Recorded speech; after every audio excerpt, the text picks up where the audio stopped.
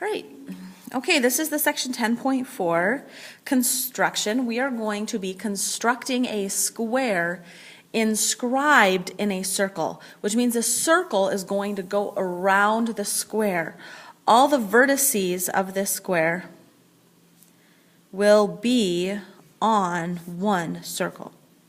So all the vertices of my square will be on one circle. So instead of creating a square to start and trying to somehow get a circle to go through all those points, what we're going to do instead is we're going to start with a circle and we're going to draw in a diameter.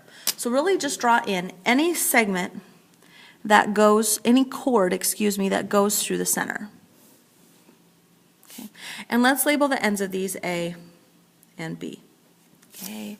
So now I want to draw another diameter perpendicular to this one. What I'm going to be doing is I'm going to be creating the diagonals of my square. So to do that, I'm going to create the perpendicular bisector of this diameter. So if you don't remember how to do a perpendicular bisector, what I do is I take my compass, I put the center on one of my points, one of the endpoints of my diameter. I stretch out farther than halfway.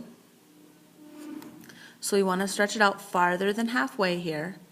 And then I'm going to draw an arc above the diameter and an arc below the diameter. Okay.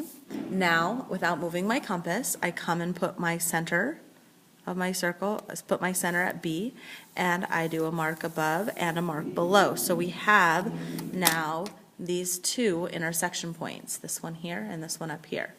Now what I'm going to do is I'm going to connect those intersection points. So now this should also be a diameter, so it should go through the center, okay, which it does, and this is now perpendicular to the other one. So now we've created congruent perpendicular diameters.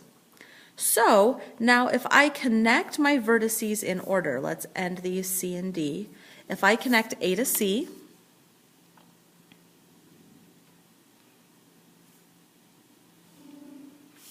and A to D, what we've created here is now an inscribed angle whose endpoints are on a semicircle. So that tells me that this is a 90-degree angle.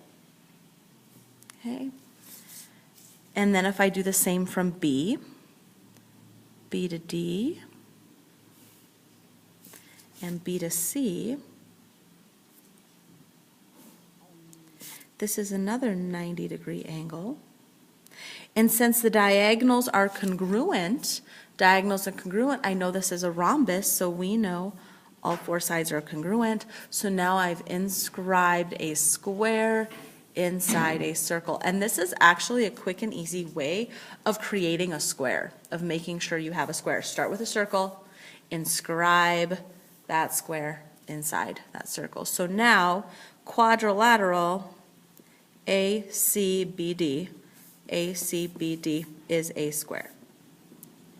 We know all sides are congruent, all four angles are 90-degree angles. Okay, so I've created two other circles for you here. I want you to go ahead and do this again 2 more times, okay, just to practice that skill, okay, and then get started on your 10.4 practice.